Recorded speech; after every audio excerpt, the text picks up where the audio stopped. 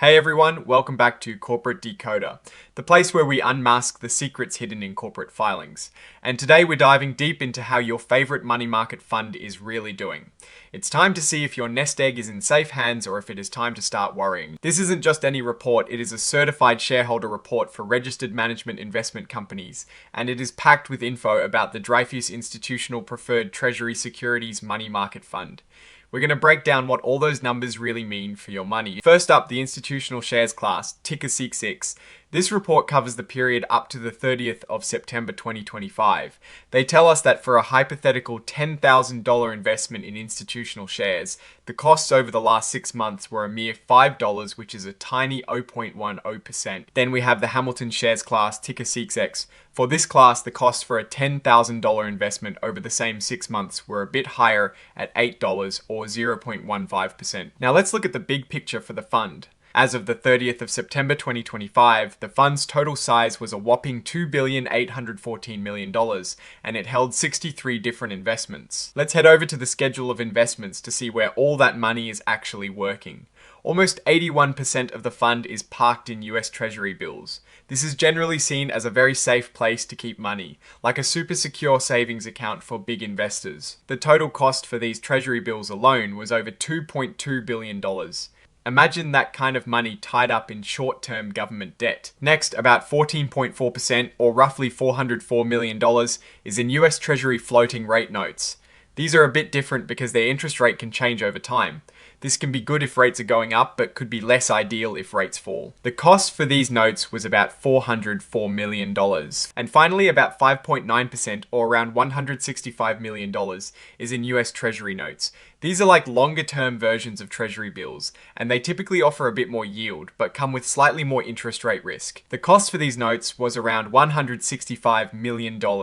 Adding it all up, the total investments cost over $2.8 billion. But wait, we can't forget liabilities. They have liabilities totaling about $27 million. This means after accounting for all their debts and looking at what is owed to them, the net assets are just over $2.8 billion.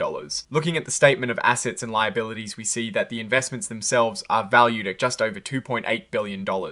Cash and receivables add a bit more. The total net assets for the fund are $2.8 billion, with the Hamilton shares making up the bulk of that at over $2.2 billion. And what is really important for a money market fund, the net asset value per share for both institutional and Hamilton shares is exactly $1. This is the goal of a money market fund. You want that stable dollar value. Now let's check out the statement of operations to see how the fund made and spent money over the 6 months leading up to the 30th of September 2025. They earned a massive $61.6 million in interest income. That is a lot of money just from holding government debt. But they also had expenses totaling just over $2 million. This includes management fees, administrative services fees, and trustee fees. After expenses, their net investment income was about $59.6 million. This is the profit from their investments. They also had a small net realized gain on investments of just over $17,000. So, from all their operations, the fund saw a net increase of nearly $59.7 million. That looks pretty healthy. Let's dive into the financial highlights to see how this played out, per share. For the 6 months ending the 30th of September 2025, the net asset value per share for institutional shares remained at a stable $1. The total return for institutional shares during this period was 2.12%. This is not annualized, meaning it's the return for those specific 6 months. The ratio of total expenses to average net assets for institutional shares was a low 0.10%. This is annualized, so over a full year, expenses are about this much relative to the fund's value. And the ratio of net expenses after some reimbursements was also 0.10%. The ratio of net investment income to average net assets was a respectable 4.19% annualized. This means the income generated after expenses was pretty good. The net assets for institutional shares at the end of the period were over $603 million. Now let's look at Hamilton shares. For the same 6 months, the net asset value, per share, also stayed at $1. The total return for Hamilton shares was 2.09%, again, not annualized. The ratio of total expenses to average net assets for Hamilton shares was a slightly higher 0.15%. This is annualized, and the net expenses ratio was also 0.15%. Their net investment income ratio hit a strong 4.14% annualized. The net assets for Hamilton shares were much larger, close to $2.2 billion. Under the notes to financial statements, we learn a few key things. The fund operates as a government money market fund and aims to maintain that $1 net asset value. They mention that some securities are bought at a discount, and the income is recognized as that discount is earned over time. They hold variable rate securities. This means their interest payments can change, which is important to know in a fluctuating interest rate environment. They highlight US Treasury securities risk. While the principal and interest payments are backed by the US Treasury, the market price of these securities can go up and down.